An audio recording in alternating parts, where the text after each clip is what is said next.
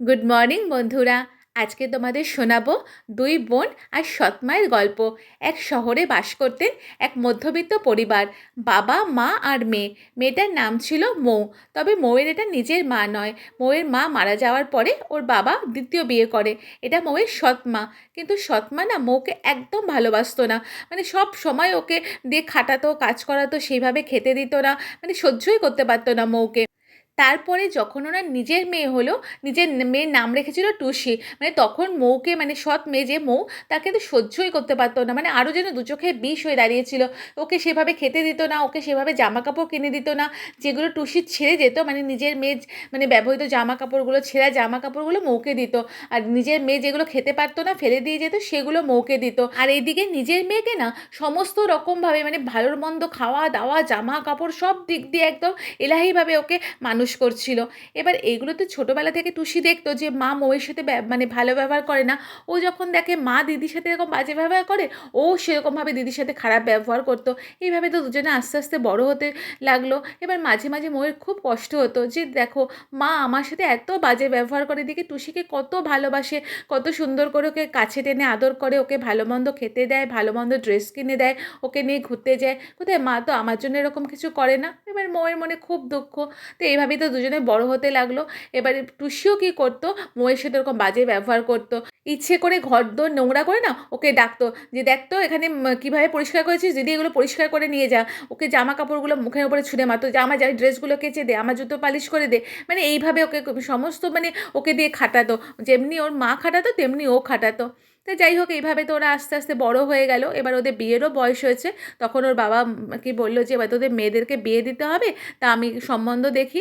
তখন দুই মেয়েজনই সম্বন্ধ দেখা শুরু হলো। দুই বোনকেই না ছেলেদের বাড়ি থেকে দেখতে আসলো। এবার তাদের মধ্যে মানে একজন ছেলে ছিল মধ্যবিত্ত পরিবারের, আর আরেকজন ছেলে ছিল বিশাল বড় লোকের। এবারে টুসি তখন ভাবলো কি যে এই বড়লোক ছেলেকে আমি বিয়ে করব। আর টুসির মাও তো সেরকম বদমাস ছিল যে মৌয়ের ভালো ঘরে বিয়ে হবে সেটা তো সে মেনে নিতে পারবে না, সে সহ্যই করতে পারবে না। কিন্তু টুসির বাবার, মানে টুসি আর মৌয়ের যে বাবা আর কি, তার খুব ইচ্ছা ছিল যে মৌয়ের সাথে মানে এই ছেলেটার বিয়ে হোক, যে বড়লোক। কিন্তু মায়ের ওপরে তো মানে ইয়ের ওপরে তো, বউয়ের ওপরে তো কথা বলতে পারবে না। এবার ইয়েরও যখন, টুসিরও যখন ইচ্ছে এই ঘরে বিয়ে করার, মৌ কিছুই বলছে না। মৌ বলেছে যে বাবা তুমি যেটা ভালো বুঝবে সেটাই করো। এদিকে টুসির মা তো ঠিকই করে রেখেছিল যে বড়লোক বাড়ির ছেলের সাথে নিজের মেয়ের বিয়ে দেবে, আর যে মধ্যবিত্ত বাড়ির যে মানে যে সম্বন্ধ এসে তার সাথে মৌয়ের বিয়ে দেবে। তা যাই হোক, যথারীতি মানে একটা শুভ দিন দেখে দুই বোনের তো বিয়ে হয়ে গেল। দুই বোনের শ্বশুরবাড়ি চলে গেল। কিন্তু কি হলো, মানে বলে না, মানে ঠাকুর থাকলে সব কিছু হয়। এবার ছোট থেকে তো ও ওরকমভাবে হেলায় ফেলায় মৌ মানুষ হয়েছে, আর টুসি তো সেরকম আদরে মানুষ হয়েছে। কিন্তু শ্বশুরবাড়িতে গিয়ে পুরো উল্টো হলো। মধ্যবিত্ত বাড়িতে তো মৌয়ের বিয়ে হয়েছিল, কিন্তু মৌয়ের শ্বশুরবাড়ি ছিল এত ভালো, মানে ওকে দিয়ে কোনো কাজ করাতো না। সকালবেলা ঘুম থেকে, মানে বিয়ের পরের দিন সকালবেলা ঘুম থেকে উঠে মৌ এসে শাশুড়ি মাকে বলছে, মা আপনি কেন রান্না করছেন, আপনি সরুন আমি রান্না করছি। তখন শাশুড়ি মা বলছে, তোমার না সবে বিয়ে হয়েছে, আর তুমি এত সকাল সকাল ঘুম থেকে উঠে আসলে কেন? যাও তুমি একটু রেস্ট নাও, আমি ইয়ে করে নেবো, আমি রান্না করে নেব। তখন মৌ বলছে, না না আমার অভ্যাস আছে, আমি করে নেবো মা, আপনি এতদিন ধরে করেছেন, এবার আমি করব। বলছে না, যদি করতে হয় আমরা সবাই মিলে করব। এবার মৌয়ের না ননদ ছিল, মানে ওই যে বাড়িতে বিয়ে হয়েছিল আর কি, ওরা এক ভাই এক বোন। এবারে তখন ইয়ের শাশুড়ি মা বলে, তাই ঠিক আছে আমরা তিনজনে মিলে করব, আমি, আমার মেয়ে আর তুমি, তিনজনে মিলে আমরা হাতে হাতে সব কাজ করব, দেখবে সব তাড়াতাড়ি করে কাজ হয়ে যাবে। এইভাবে মৌ তো মানে খুব সুন্দরভাবে মানে শ্বশুরবাড়িতে সংসার করছিল।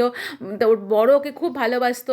বিকেলবেলা হলে ওর শাশুড়ি ননদ সবাই মিলে একসাথে কোথাও ঘুরতে যেত, কখনো কখনো বর ওকে ঘুরতে নিয়ে যেত, ভালো ভালো ড্রেস কিনে দিত, গয়নাগাটি সব কিনে দিত। মৌ তো খুব সুন্দরভাবে শ্বশুরবাড়িতে সবাইকে মানিয়ে গুছিয়ে, আর সবাই ওকে খুব ভালোবাসে। মৌ তো এমনি ছোটো থেকে খুব ভালো ছিল, সেই জন্য সবারকে খুব আপন করে নিয়েছে। আর শ্বশুরবাড়িও মানে খুব ভালো, যে শ্বশুরবাড়িতেও ওকে সবাই খুব ভালো, মানে ভালোবাসে আর কি। এদিকে টুসির তো বিয়ে হয়েছিল বড়লোক বাড়িতে। কিন্তু পরের দিন সকালবেলা টুসি যখন ঘুমাচ্ছে, তখন শাশুড়ি গিয়ে ডাকছে, বলছে, কি হলো বৌমা, এত বেলা হয়ে গেল, তুমি এখন ঘুমাচ্ছ? এবার টুসি তো ঘুম থেকে উঠে এসে বলছে যে কটা বাজে? বলছে 8টা বেজে গেছে, তুমি এখনও ঘুমিয়ে যাচ্ছ? বলছে আমি তো মানে বাড়িতে 10টার আগে ঘুম থেকেই উঠতাম না, এত সকাল সকাল উঠে আমি কী করবো?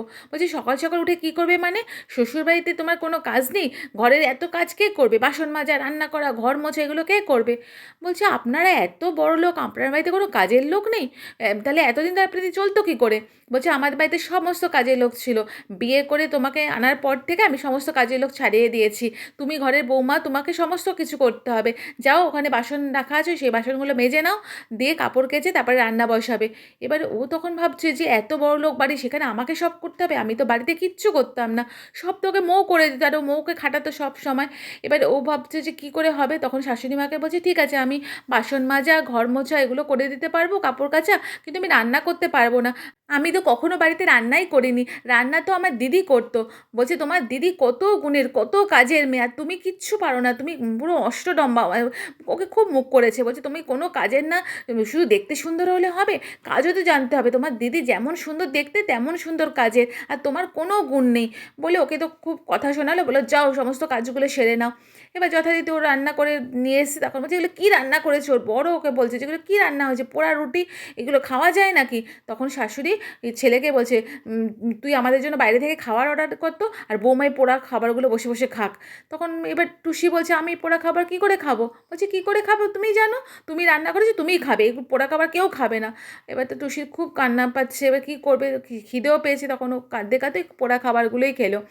আর এদিকে ওর বর আর শাশুড়ি বাইরে থেকে সমস্ত ভালো খাবার এনে ওর সামনে বসে বসে ওই খাবারগুলোই খাচ্ছে।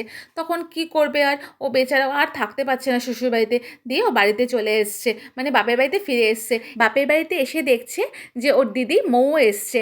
এবার মৌ ওকে দেখে বলছে কী রে তুই এখানে, তুইও কি শীতের ড্রেস নিতে এসছিস? বলছে শীতের ড্রেস মানে? বলছে আমি তো ঘুরতে যাচ্ছি, আমরা কাশ্মীর ঘুরতে যাচ্ছি, তোরা কোথায় ঘুরতে যাচ্ছিস? তখন ও কাঁদছে।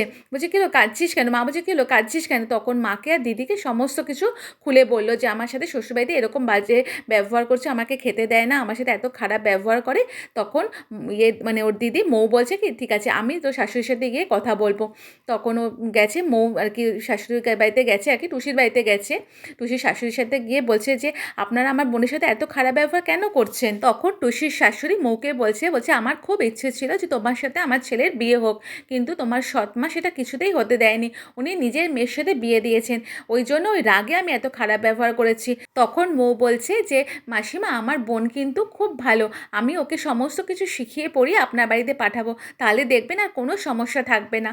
বলছে ঠিক আছে তাহলে আমিও আর কোনোদিন ওর সাথে খারাপ ব্যবহার করব না, জানি আমার ভুল হয়েছে, কিন্তু আমি ওই রাগে খারাপ ব্যবহার করে ফেলেছি। তারপরে মৌ বাড়িতে গিয়ে টুসিকে সমস্ত কাজকর্ম রান্না সব কিছু শিখিয়ে তারপরে পাঠিয়েছে।